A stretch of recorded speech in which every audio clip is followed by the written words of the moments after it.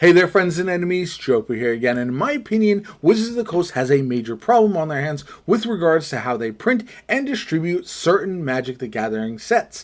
And this is especially true when it comes to Secret Lairs as well as the Universes Beyond Collector's Boosters. And I feel like there are some major changes that are needed going forward in order to keep the core player base happy, because right now it feels like there's a lot of anger and frustration with how the system works on both ends. First off, you have the Secret Lair, which the site is janky. Oftentimes you're waiting for hours. The product you're looking for will sell out. And for example, the Festival in the Box Atlanta 2025 today sold out in under an hour. I believe it might have been in like 20 minutes. I don't know if that's exactly how long it was, but I know it was very, very quickly. And this is a premium product. But you'd imagine that the majority of people who are able to purchase this are not the excited fan base, but instead they're going to be scalpers, stores, and folks looking to flip the product that are able to get to the front of the line through various methods, which people have made videos on. It's very frustrating to see that you can maybe get a front of the line code from certain discords, or you can essentially add something to your cart to skip some of the line potentially. Either way, you essentially have to get lucky in order to get to the front of the line unless you have one of these early access ways. And I think that's a major problem because there's a lot of folks who would have loved to snag this Festival in the Box. I know the line was very, very long, and only a small portion of the people who were looking forward to getting it were actually able to pick one up.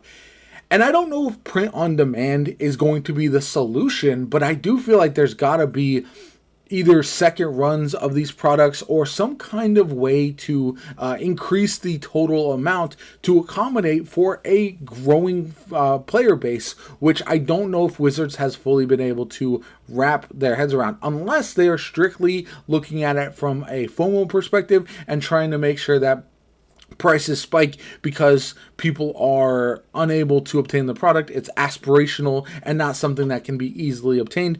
And I think there's too much of these sets that are like that right now, that are essentially impossible to find without paying an excessive premium.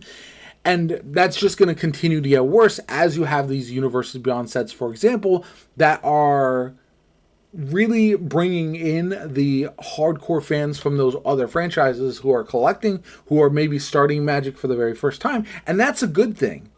But not if the product is in such limited quantity that it's almost impossible to find without overpaying to an insane degree. We saw it with the Final Fantasy Collector's Boosters that just kept going up and up and up in price, and now they're essentially impossible to find. Even the Edge of Eternities, which is not a Universes Beyond set, has still continued to rise in price over the course of time for the Collector's Boosters, and they are a lot easier to get your hands on, but still more rare than you would expect and more rare than we've seen from past sets. And I think that's a big issue. This Festival in the Box, though, the past couple Secret Lairs that sell out in less than a day and are essentially first come, first serve, to such an extreme degree that the majority of people will not wait in line on the hopes that they could potentially maybe get a chance at one of these products. It is very, very annoying. But I also wanted to talk about the collector's boosters for Universe Beyond, such as the Spider-Man ones, which have absolutely skyrocketed in price all the way up to a market price of $964, where the low sale price is $543. So over $400 in difference. And I'm pretty fortunate.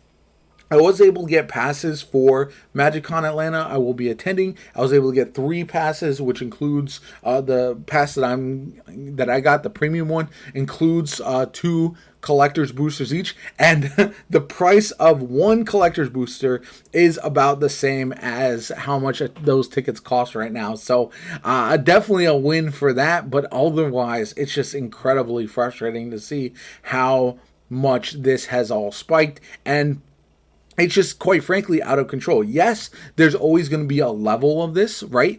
Every set that's ever released has, when spoilers drop, some early speculation, prices will jump up, but $400 difference for a box of collector's boosters is, in my opinion, just purely outrageous, and it's not something that we should see. But because Wizards knows that people are going to demand this product, but they still print only a limited number of collector's boosters. You'll never see these reprinted, at least as far as we know, especially when they have serialized numbered cards.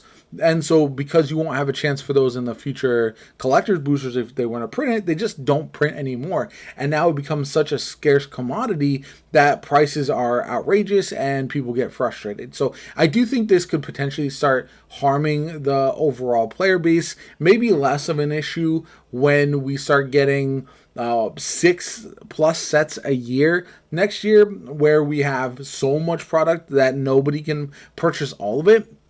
But I do think it's one of those situations where the prices have gone out of control. The limited printing, I think, needs some adjusting. At the very least, if they were to accommodate for this and double the amount of product they print, that would at least lead to a market that's a little bit healthier. And right now, it is the scarcity that is driving these prices up, as well as the fear of missing out, which I think hopefully is something that gets corrected at least a little bit going forward.